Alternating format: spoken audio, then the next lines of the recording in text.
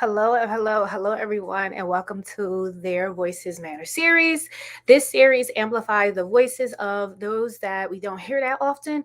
And for the month of January, we are focusing on parents and their journey through the special education process as well as the IEP process. This is episode 2. Very excited for today's guest because last week we had a mom, and this week we have a dad this time. So I want to make sure that we amplify the voices of everyone. So not just, mothers, but also fathers who are on this journey as well. So without further ado, I'm going to bring on today's guest, Jamil Owens. So, hey, Jamil, how are you? Hey, what's going on? How is everybody? How's everybody? Yes. So, can you tell the audience who you are, where you are from, and what it is that you do?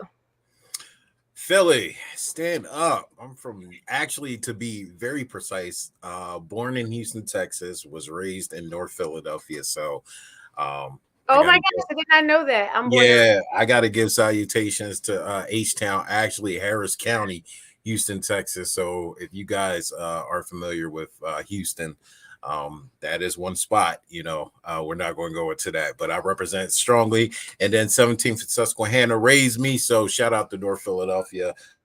But I'm from Philadelphia, and who am I? I am autism father, proud autism father, 14-year-old. He's great, so I'm very proud of him. I got so many different job titles to unpack. It's ridiculous. I don't want to make the show seem like it's all about me, but I'm an advocate out here just trying to make a difference in the world. We'll put it like that. okay. All right, cool. And I did not know you're from North Philly. Yeah, Ah, yeah, yeah. baby, small world. Small world. Okay. All right, so let's jump into it. So, what's tell me something that what do you think people misunderstand? Oh, wait, I'm sorry. Not that. I'm sorry. How did your special education journey begin? So it started just like anybody who is dealing with autism, any other intellectual disability, just really the diagnosis, just receiving that diagnosis. Shane was diagnosed with autism high functioning, which is a term they don't use anymore. It's more so Asperger's at the age of 3. And, that kind of like trickled in a lot of different emotions too, but a lot of I guess my courage and a lot of my understanding of who I was as not only a man but also too as a parent. It started at that tender age to really understand who my son is at that point in time and who he is to become just by paper. Doesn't mean necessarily um, by by purpose, because our children can actually be more than what is actually stipulated on paper. It's just really up to us to encompass and to look at that vision and that goal and to take the steps necessary in order to acquire that goal. Okay. So, what were like the emotions and feelings you felt initially when you discovered, like, okay, my son has a diagnosis now? Did it, like, what did it do to you? Like, being a father, a black father, you have a black son. How did you take that initially? So, representing the black and brown communities and receiving that information, I felt completely helpless. I felt anger. I felt, just I felt like I was questioning everything in my life because I didn't present what a child in our culture or society is claiming as normal. What I produced was a child that was labeled twice over, because systematically he's already been labeled coming out of the womb, and then receiving another label that could hinder his growth and his progress in life. It kind of just really gave me anger for no reason, no apparent reason, just angry at everybody in the world, because I didn't have what is called a normal child. Um, I really wanted to start over. I really didn't want to be there in the situation with not only him but his mother, and I wanted to produce offspring or a child to carry on my legacy. But little did I know that he is actually a part in one of the intricate parts of me setting up my legacy where I'm at currently now. I didn't know that at that time. So it was a lot of mixed emotions, a lot of mixed emotions. But I do remember the one emotion that was very strong was the anger part, and I Mm, never understood why. mm. Oh, we have a comment that came in. It's from Anika. She said, I love the mission thought to work on awareness of who your son is as a person that is often glossed over by many adults. Um, Absolutely. And I think that is like that initial feeling a lot of parents have. It's like it is the anger because it's like, okay, did I do something to Mhm. make my child have this diagnosis, or is it something that I did, something that their mother or father, like how did we, or are we the cause of this? So it's interesting that you said that, is because I represent an organization that does genetic testing. Many of us have their ideals about genetic testing. The end result can go two ways. A mature end result can say, okay, you know what, let's do this genetic testing, whether they're co-parenting or together, find the results and say, okay, so now we know the root of this cause. In case we want to expand our family, we can be better prepared. That's a more mature way to look at it. The immature way is like, oh, see, I told you, I knew your cousin over there on your side was already exhibiting some behaviors of being on the spectrum. So it really falls on both parents and both sides to really, for one, not point the finger. That's the Right. wrong thing to do immediately, is to point a finger at each other. But also, two, what are the next steps? What are the foundations that you're going to lay down for the child? Because it's no longer about you two individuals anymore. It's about the child.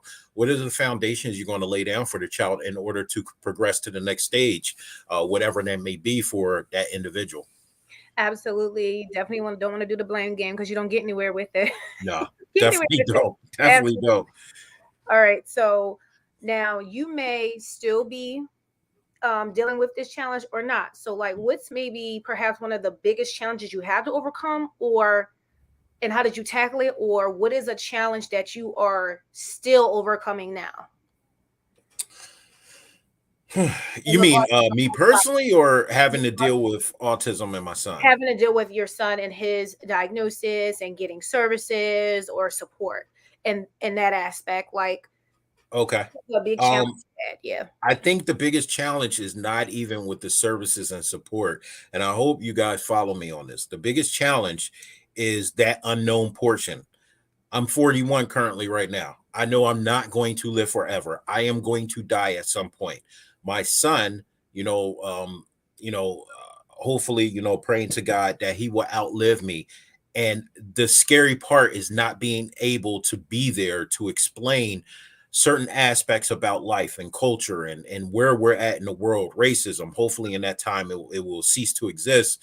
And things that will implicate him to be a better man.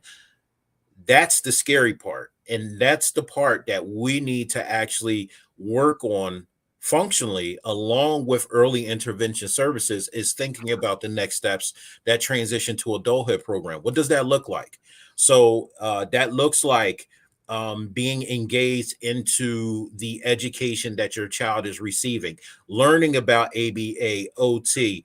What are these things? If you would disagree with it, how can you, as the parent, step in and actually provide these services to help out your child?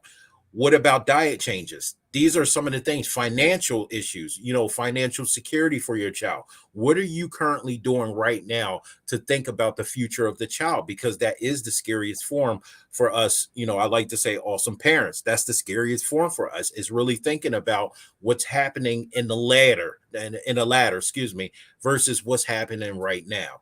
So for me, that's a challenge every day, because I have to wake up and make sure that I'm tackling 100% of the day, not only for him, but for my family too now. But I have to make sure that he's secure and Mhm. he's going to be productive and have his own family. And how does that look like? Am I engaging him to be a leader of the family or be a follower of the pack of life? That's the thing that I have to think about. That's you pointed out something very important. I don't think enough attention is on the transition part, like after high school. What is my child going to do? Or even thinking that far as you did, like, okay, when I'm not here, who's taking care of my child? Or even, let's say you have multiple children, you have a family, like, okay, what's the plan for when me and your father is not here? Who's going to look Mhm. out for, so and so? What does that plan looks like? And then also just starting to get in a process, like you have a lot of parents, they're thinking of right now, what's the support right now? What are we going to do right now? And transition is a huge part of the IEP process as well. Yep. What is my kid going to do? And then if my kid does need support, okay, school, what agencies are you connecting me with so that we can get that support? That was something that my little sister had to go through. And I remember telling my mom, I said, we know next year was her last year. I said, let's jump on it now the year before. So whatever research we got to do, we're doing it now. We're not doing it the year she is graduating. So we Yeah. can just hit the floor running. We know we got to go to this agency. We know we got to do this one, this one, this one. And then I'll say a big transition that my parents had to make was, okay, does she stay home or Hmm. can she do like an assisted living program? Because I had to also explain to my parents too, like, yes, she's not intellectually at the age of, because my sister is, hold up, she's 30, she'll be 30. Okay. I had to hold on. Yeah, she's 30. Will Yeah, be, to think oh, about it. I think of that for a second. And it's like, okay, so it's like, and I used to tell my parents, I'm like, yes, she is 30. So there's gonna be some aspects. At the time, she was what, 20, 28. And it's like Mhm. I would tell my parents all the time, I said, you're gonna have to switch how you deal with her a lot, because in some aspects you gotta treat her like she's an adult. She is. Yeah. And in other aspects is gotta you have to be like, okay, you need our assistance here. And I would explain to them, I said, even though like she does have that disability, I said she wants to be treated like everybody else. Yeah. Because she sees her sisters, nobody's living at home, people are moving out, living on their own or whatever. And I remember having the person from the agency come to our house asking us, oh, can she navigate the community on her own? And it was funny. My mom was like, no, like we was like in unison, was like, no, because we know she does not pay attention when she's Hmm. out. She trusts whoever is driving her to get her to her destination and get her back. So she's not paying attention. She will memorize the route Yeah. to wherever, but she can't say, oh, turn on so and so street. When she sees it, she'll say, oh, turn here, or whatever. And then also thinking, okay, does she need partial support, or will she need someone that has 24-hour support at her assisted living home? And that's what my mom, decided to do was, okay, let's try the assisted living. She has 24-hour support. And Hmm. then the other thing we had to think about was, okay, roommates, Yeah. how is this? And like she went through one roommate, it did not work out well, and she has a new roommate now, and they are very similar. So we Okay. feel more comfortable. She calls her sister, and that particular roommate she has doesn't have any family, so it's kind of Oh like we wow. are her extended family, kind of. Yeah. And they just get along so well. And I know, but it took my mother a while to get to that point to be comfortable to do that. But that's something that you have to think about. Transition, what's going to happen after? So you brought up a lot of good points. We're talking about the bandwidth of our children. What does that look like? How are they prepared or equipped to see the world? And they're equipped naturally on a different level than what we are. So Mhm. they see with their hearts. So they trust first until something is wrong. But if they are wronged in any type of way from a person, they always ask the question. Whereas though we as people, those neurotypical, we don't trust, and then we always question first. Well, I don't think this person is really out for my better good. I think they're here to tarnish me or to do anything. So I think that's a quality that we don't get rid of. We don't strip away from our children, but we engage with them on a daily basis on what it is to live by themselves. I know, speaking to my son, I don't gauge 100% on the attitudes and the the social aspects too much. I do, but what I gauge in is how he is to take care of himself, making sure your bed is made, making sure your dishes are washed, making sure you wash your clothes, making sure that you take care of your personal hygiene every single day.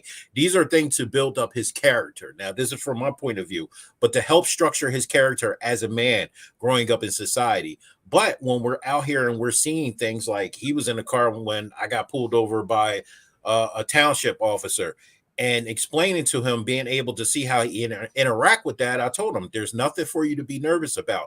These are the steps that you take when you're pulled over by an officer. If you have 10 on your car, you roll down every single window so the officer can see inside. You turn on the lights, and then you speak politely with respect until there is a disrespect or a offense presented towards you, and at that time you ask for further assistance. These are the things that I'm instilling in him. So I would like for other parents to listen to this, to instill that both to their boys or their girls, whoever their loved ones on the autism spectrum, because it is important and is needed as much as teaching them who to trust, how to trust, and what does trust and love look like. You know, we got to work on a lot of different things. Things that come easy to us is because we're giving a guide. These children don't want to go by our guide. These adults are not tuned in to go by our guide. They're on a different bandwidth than what we are. So how are you changing the way that you're actually educating your child or loved one? Exactly, exactly. You got some more comments. Anika has right. Post-secondary life isn't considered enough at all. I agree with you all. Planning for it has to start well before graduation. Yes, definitely, definitely. So you have your son Shane. He has a diagnosis. Mhm. So can you talk about how was your experience obtaining an IEP? What was your experience like during that meeting, like your first meeting?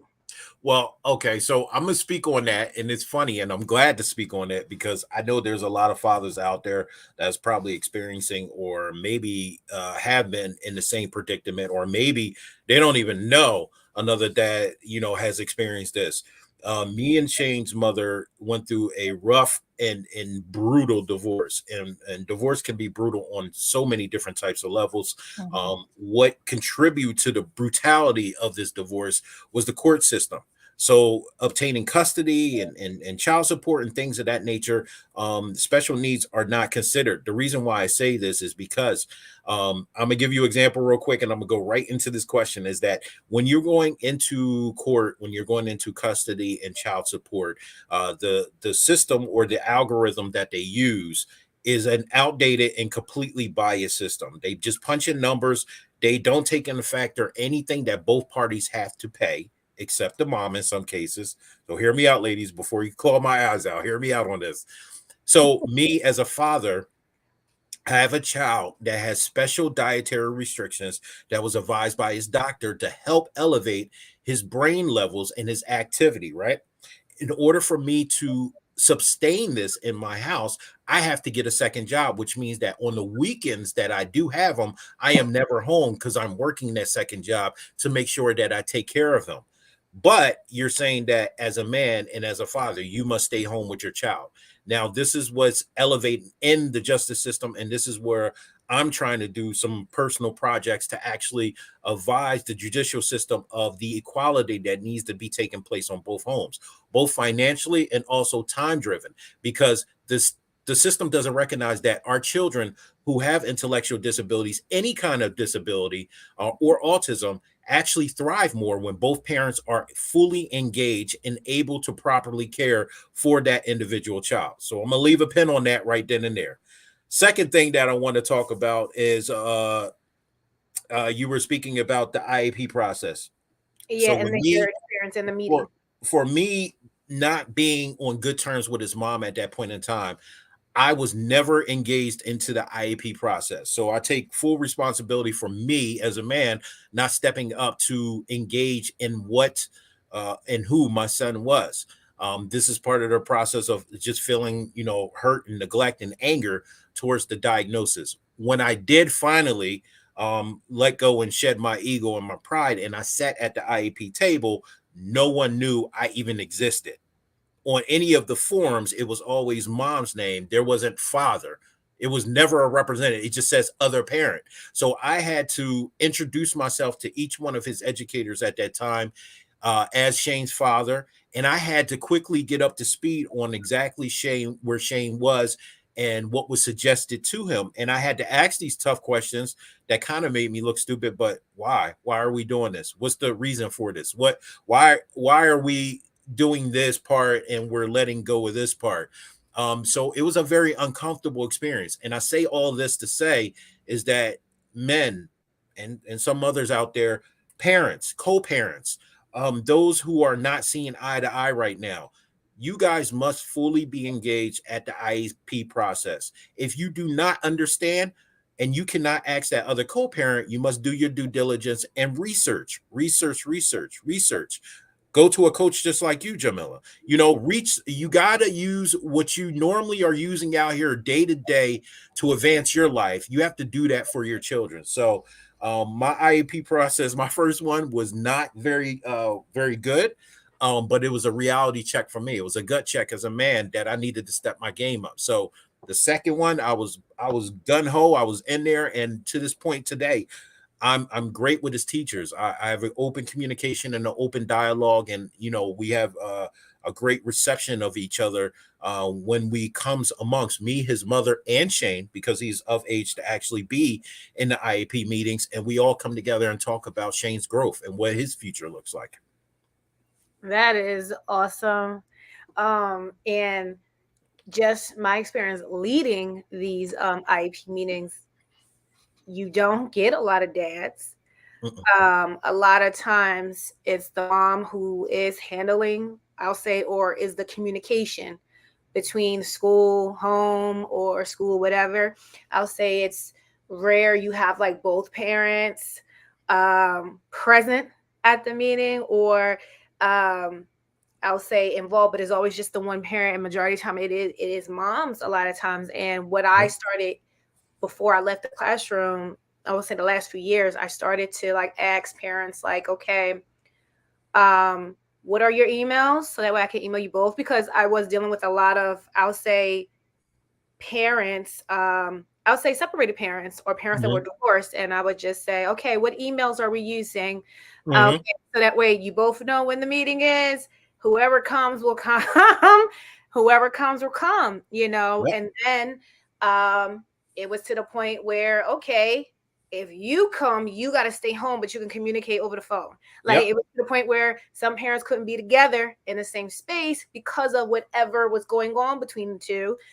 So we couldn't have both of them together, But I said, look, whatever it takes, please, both of you, if somebody's on a phone, if someone's here, I don't care how we do it, but both of you need to be aware of your child's programming, what your child, how your child is functioning currently, and just us going from there. Because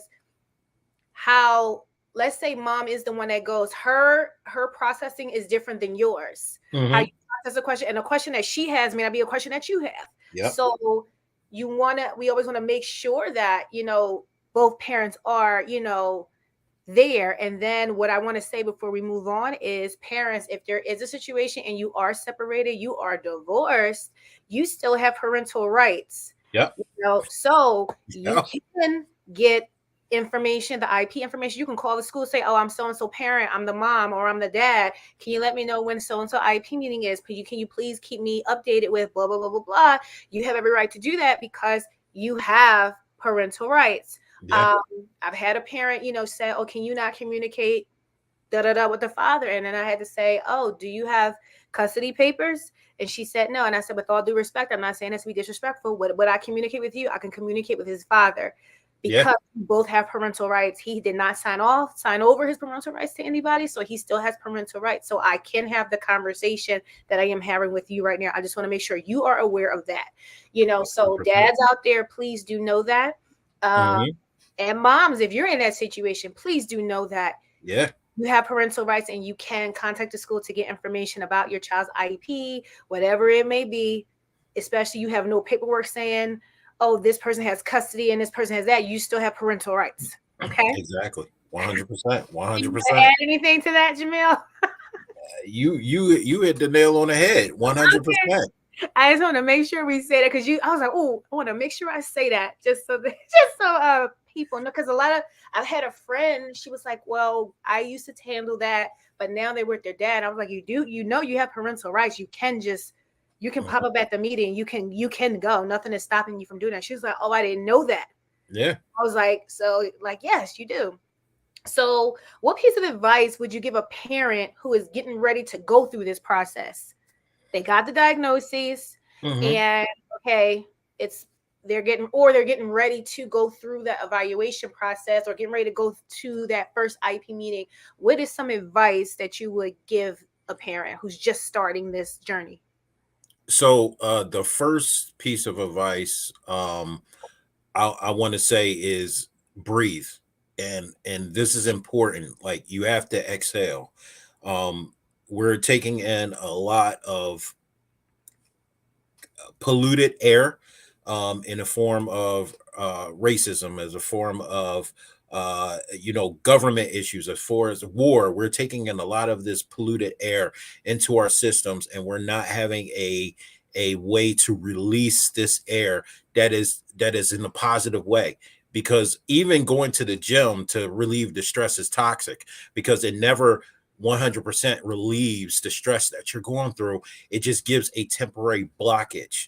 So the first thing is breathe. The second thing that I want you to do is I want you to really examine the word normal. I want you to examine how people are characterized in society, from as far back as you can remember to where you're at right now, as normal. You have to understand, and I'm going on the spiritual sense. If you haven't already caught on to the minute for the breathe and now where we're at, this is a spiritual sense. Whatever religion you want to believe in is respected by me. And I want you to look at this in that format, is that we are imperfect people telling people who should be called normal and who shouldn't be called normal. So when you're going into the IEP's meeting, that word should actually be out of your vocabulary. There should actually be a discretion in your heart to say that I'm treating everyone here in this planet as being normal, as as having the advances and likenesses of everyone that's supposed to be here on this planet. There's not one person that is beneath me or above me. We're all equal. We just have some more advantages or gifts from our maker than other people, but those gifts are supposed to be given onto others in order to help them succeed. So going into the IEP meeting, my son is great. He is, or my daughter is great. My child is successful. They will be successful. My child right now, just like I do, I need help living my day to day mental health, whether it be financial help, whatever the case may be. My child needs help also too right now. So what I need to do is to advocate for that help, and understand that my child is normal, just like anybody else on this planet. He or she is normal. They're beautiful, they're exceptional, and they will be great. And these are the steps that I would like to discuss with the party in order to ensure that, just like we will sit there and talk with our boyfriends or girlfriends, whoever that may be, and try to make sure that we are understood and we talk about some plans that we have in the future. It's the same thing. So breathe is the first thing. The second thing is get that word normal out of your vocabulary, because no one on this planet is characterized correctly with the term normal. There is nothing, it's imperfect people that made up that term. So we need to get rid of that, and we need to go in there fully prepared to hear the worst, but also to reconcile with the better of what our child is actually going through and who they are. I really liked what you said in regards to get the term normal out of your vocabulary because it's like, what is normal? What is that? Is Mhm. it what society is telling us what normal is? And then that's not even the norm, and that's not even the norm. So it's like, um, these terms and these titles we put on each other. It's like, well, that's not normal. And if you're not acting normal, then it's bad. Something wrong Mhm. with you. None of and if that's the case, none of us are normal. We all have something that makes us different, that Mhm. makes us behave differently than what, oh, this is what a good child does and this is what a good person does. We're all abnormal then. Nobody is really Exactly. normal. And to celebrate your differences, there are teachers who you may meet them and talk to them, you're like, oh my gosh, you da da da da, and it's like they're not your normal teacher. You know what I mean? The discussions they have with kids and their way of instruction, or just even talking to each other, it's very different. You know what I mean? It And as is. people, we have to be cognizant of that, to not even place what our expectation of normal is on somebody else. We're in a time and an age right now of discovery, and I know people have already heard this phrase, or these terms before. Is we're trying to discover who we are as a people, as a species, as a as ethnic group. We're trying to discover exactly who we are. So with that being said, is that it is being more welcomed with the discovery of this. But here's the thing, is that when you are discovering who you are, it doesn't mean to displace anger, or to down another race or a culture that's ultimately trying to find the same information as you are.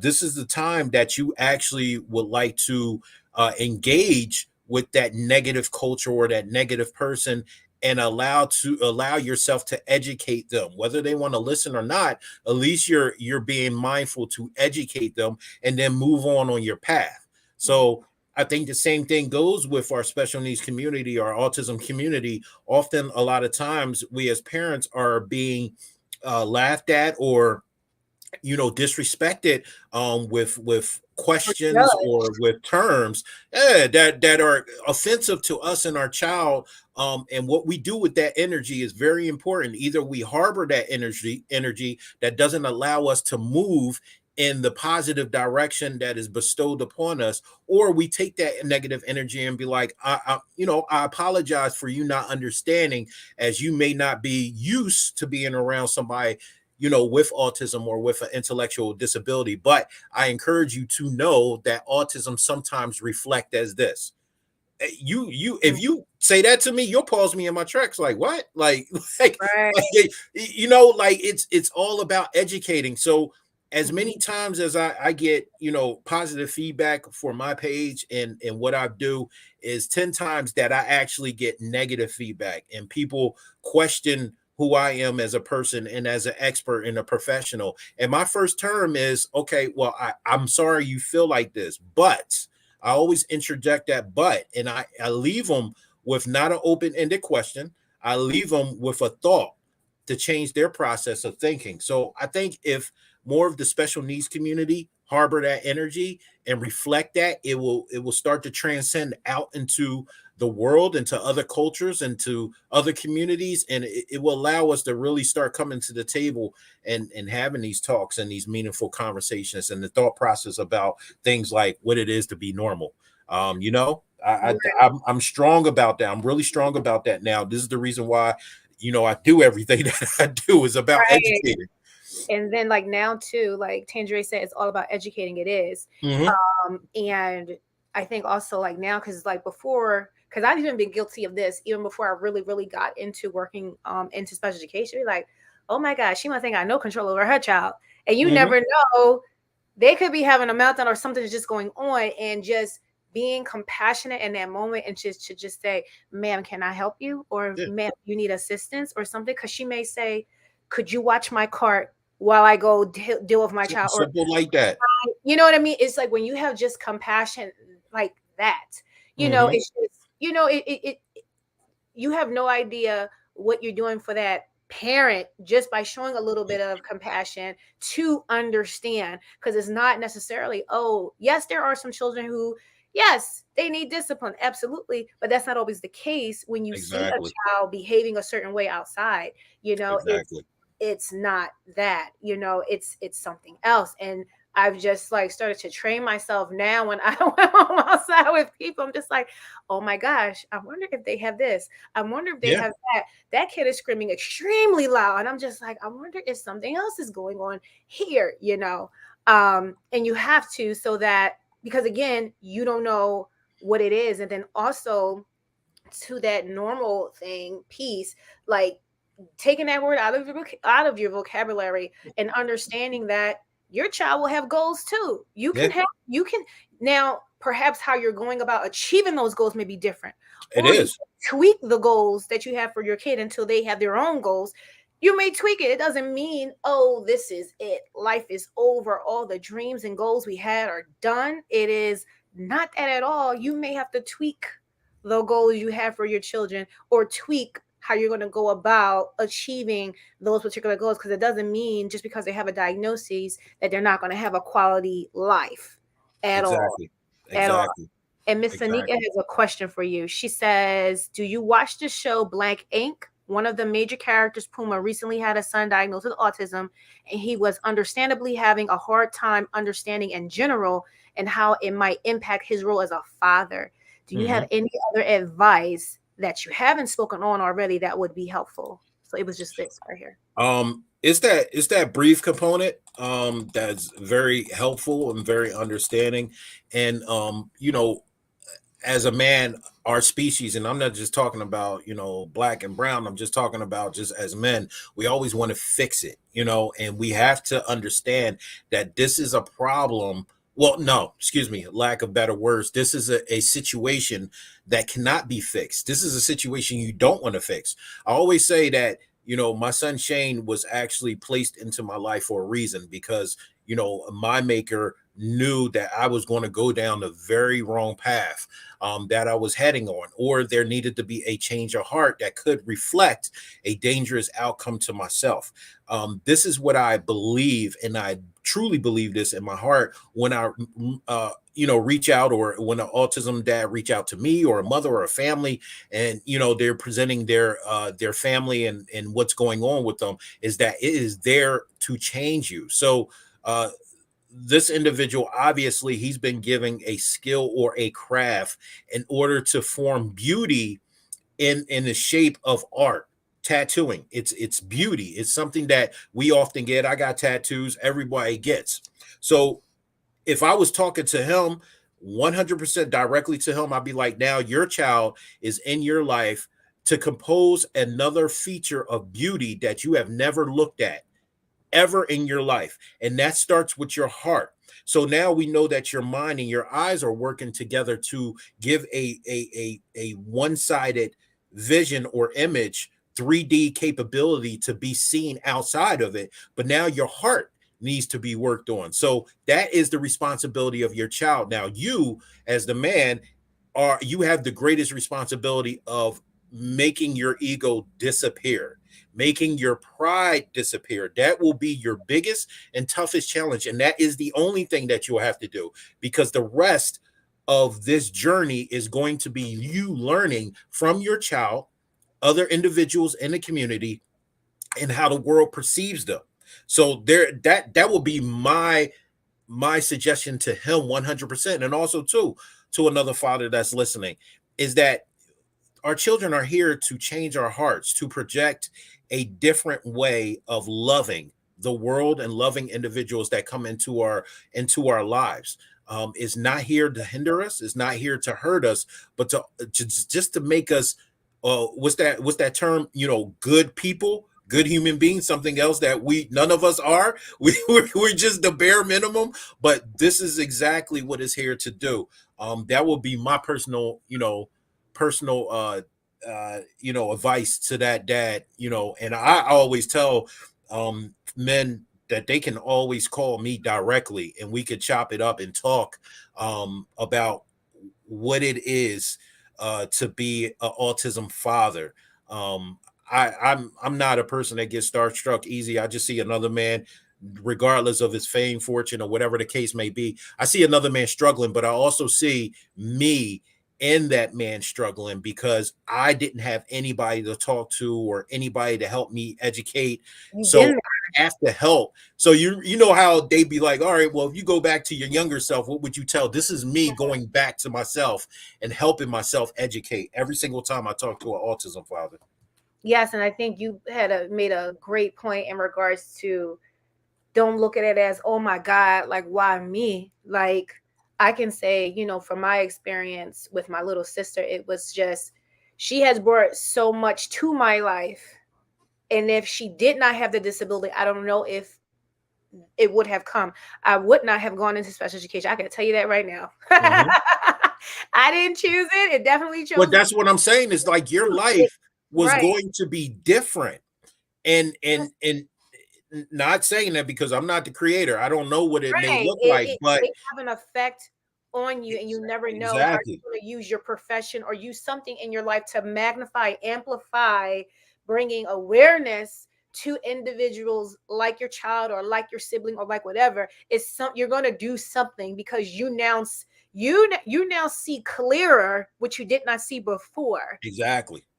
Exactly. Exactly. Yes. And isn't it dope that we get the opportunity to do that with a living human being versus being shot, being stabbed, being locked up to change our perspectives? Hmm. And then sometimes well, hey Jay, well, we got people who are murderers, who are killed, who are dying every single day. And there's no disrespect to them or their families.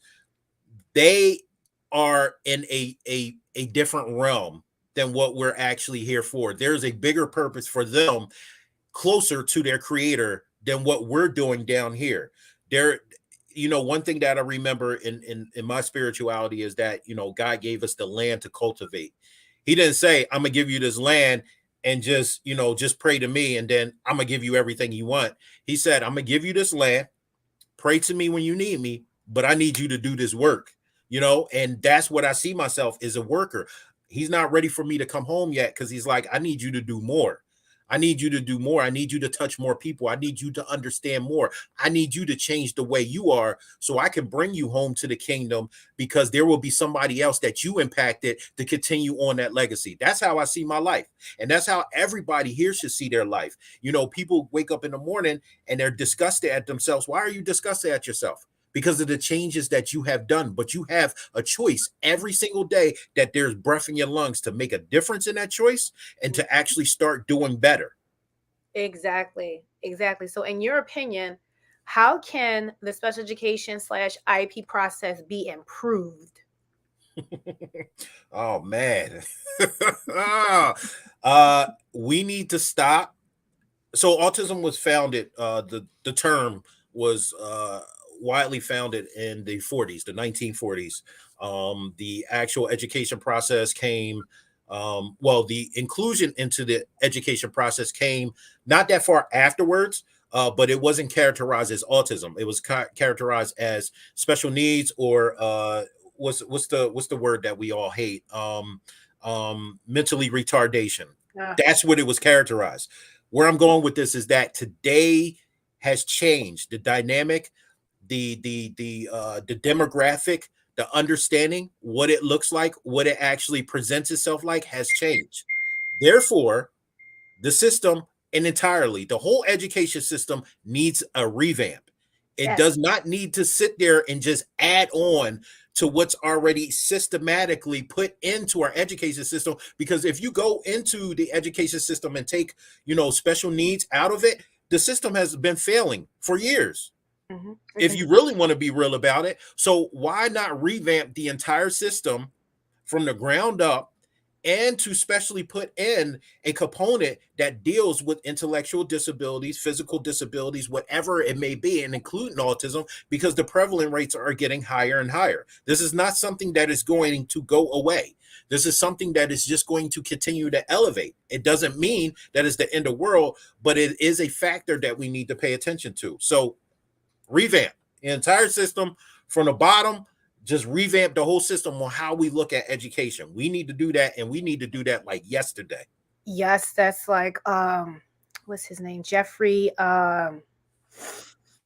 it Kanada? I maybe pronounce his last I name think wrong. so. Yeah. But he I was watching a video he did, and he was just sharing how every other industry has had some type of advancement and some type of change that has helped it along its trajectory, and education has yet to have that. And I was just like, oh my gosh, that is so true. If you look at medicine, medical field, so many advancements. You look in like architecture, things like that, so many advancements. Look at the car industry, so many advances. When you look at education, it is the same that it has been in the 1960s, 1970s, 1980s. I'll say perhaps special education I'll say is not the way it was back in the day, because it was out of sight, out of mind. But Yeah. it's like we're still operating the way it was. Like, and I'm like, oh my gosh, he makes perfect sense, because where are the advancements? Like, where are they? Because we're still functioning the way we were, the way there's money assigned. There's legislation that's signed. Oh, we're going to give, $14 billion to special education. Where is that money? Mm-hmm. This is what I'm talking about. The system it needs to be revamped, because that 14 billion goes right into general education, which is a total like screw up currently right now. And then it just dissipates. It just disappears. That's it. And then special education, where we need more help and more resources, is being left out to dry. So if general education is being hurt, what do you think special education is going to do? It's going to follow suit, because special education is just a derivative of general education. We need a whole system revamp. We have to be able to revamp, but also too, that comes down to the school district, the head of the school superintendent, to actually sit there and listen and be like, okay, they got some valid points, or hey, I'm not understanding this. Can you elaborate anymore? And we go into it, but this is the reason why I've started with my town halls, like to educate, mm-hmm. and for people to make these meaningful conversations and be like, okay, yeah, we need things like this. Absolutely, absolutely. And I said that on a podcast. I'm like, it needs the education system just needs to throw it on the trash, and we all just start fresh again, because it's like, even in special education, like, yes, we've come way further than we were, but then you still have so many mindsets that you have to change. You have so many, that's not co-teaching, that's not what that is. This is how we need to do it. You still have to work through so much. It's like, yes, a whole mm-hmm. revamp. All right, so this is our lesson learned segment. What do you wish you knew then that you know now? Oh man,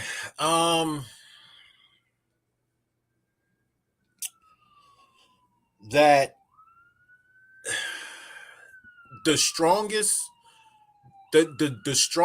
part that or the strongest characteristic, I don't know if you can hear, there's an ambulance going past my house, of course, but the strongest characteristic that a man can actually show in this world is empathy. The reason being is because empathy takes every bit of blood that pumps through your body in order to engage your heart to change a portion of your body that regulates everything in your universe. Follow me on this. This small little vessel right here has to convince this big vessel up here that is incorrect, and has to ask for the involuntary surrender of controls to formate everything else in here. Put it in ladder terms. I'm out in the world. I go down my block. I see a man with a Confederate flag on his car. Obviously, he dislikes anything that forms about equality in this world.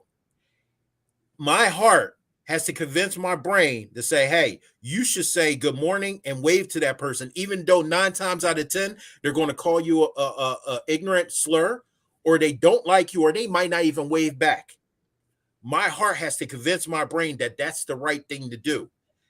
It's the strongest thing, because your brain in that split second is going to be like, no.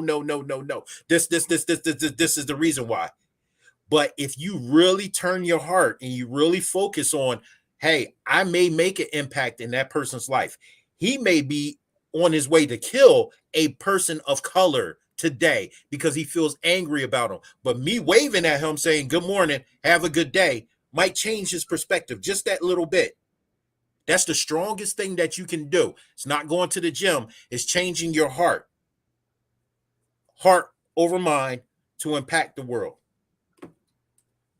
That was deep, because that takes a lot of maturity to do, to soften your heart so that you can soften someone else's. That Yep. we're gonna end right there, Jamil. You just stopped it right there. All right. So please let the people know where they can find you, where they can follow you, how they can connect with you. And I think Listen, a couple things real fast. The Awesome Show, TheAusomeshow, IG, Facebook. I'm on LinkedIn as well got it. under Jamil Owens, Awesomeness Incorporated. I have a lot of different things going on. I have an autism town hall going on in Norristown, PA, with Norristown Police Department. I am bringing this to Philadelphia with the Philadelphia Sheriff's Department in April. Please be on the lookout for that. Also, too, I have a new project with a fellow autism father who's a barber called Awesome Cuts. We are going around the tri-state area and we are cutting hair for free. We are partnering with organizations in order to have this service because we recognize that our boys and girls, he's also a stylist, need this way to feel welcome in the world. And even though we see them as beautiful, we're going to make sure the world sees them as beautiful as well. So please follow our movement. You can reach out to me any type of way. I think what a comment just came in. Yeah, she said, Sister Jamila, is there a way to contact you and Brother Jamil in the near future? Inshallah, I have some folks that I would like to introduce them to you both. So Jamil just shared how you can contact him. I also have it going across the screen, his different IG handles, his website. I just dropped my link tree where you can connect with me as well if you want to Yep. connect with me. And do you have any closing words you would like to share, Jamil?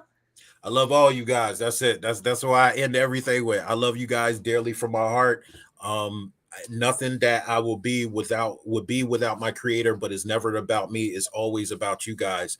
And I'm good with that. I'm good knowing that if I die tomorrow, that I did his work versus my own heart and what I want in this world. So I hope you guys and everything that I do, I hope you feel the love and understand that I love you guys and I care about you, your child, and your loved ones.